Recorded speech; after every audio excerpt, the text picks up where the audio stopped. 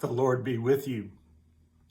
How do you feel about those irritating, unsolicited phone calls you get, usually just about mealtime, asking you to buy some product or another that you are not even remotely interested in buying?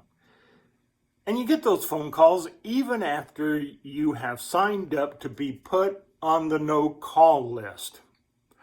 How about a spam email? Do you get excited over spam emails? Leland Gregory, in his book Stupid History, tells about a man named Alan Ralsky. Ralsky became a multi-millionaire by marketing spam, unwanted email on the internet. In November 2002, Detroit Free Press columnist Mike Wendland wrote a story about Ralsky, including the fact that Ralsky's company sent up to 250 million spam emails a day, the profits from which he used to purchase an 8,000 square foot, $740,000 home. Ralsky even bragged during the interview that a single weight loss email paid for an entire wing of his mansion. Well, a group of folks got upset that he could prosper so much from clogging their email boxes that they decided to do something about it. They posted Ralsky's home address, email address, and phone number on hundreds of websites. Soon, Ralsky began receiving literally tons of junk mail, and his inbox was maxed out every morning. What was Ralsky's reaction? He was not happy. Believe it or not, this is what he said. They've signed me up for every advertising campaign and mailing list there is. These people are out of their minds. They're harassing me. Mr. Ralsky, I believe that's the point. Spam, quipped Leland Gregory, is a revenge best served cold. Now, I candidly admit there is a part of me that hopes these good folk will continue overloading Mr. Ralsky's digital life for the rest of his life, making public all of his new email addresses and any phone numbers he might attain. It is justice, a just response, and more than fair.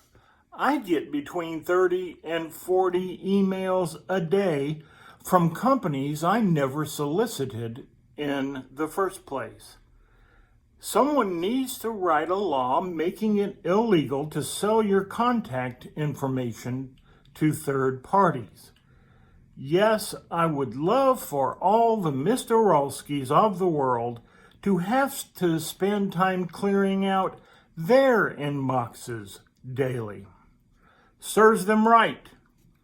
And this is precisely one of those places where my faith becomes hard to live.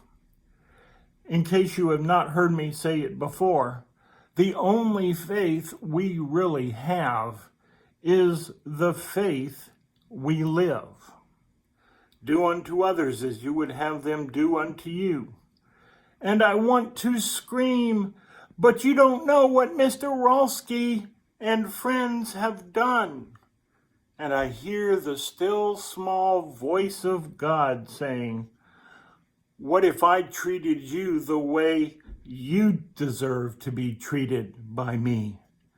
And I want to scream, but Lord, you became one of us. You know how unfair life can be.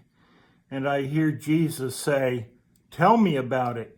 You're the sinner, but I'm the one who hung on the cross. And I want to scream, but I have no words. What can anyone say to that? I don't have a leg to stand on. Love others the way I love you. And I want to scream, now that's really not fair. Telling me to be merciful to the Roskis of the world is one thing.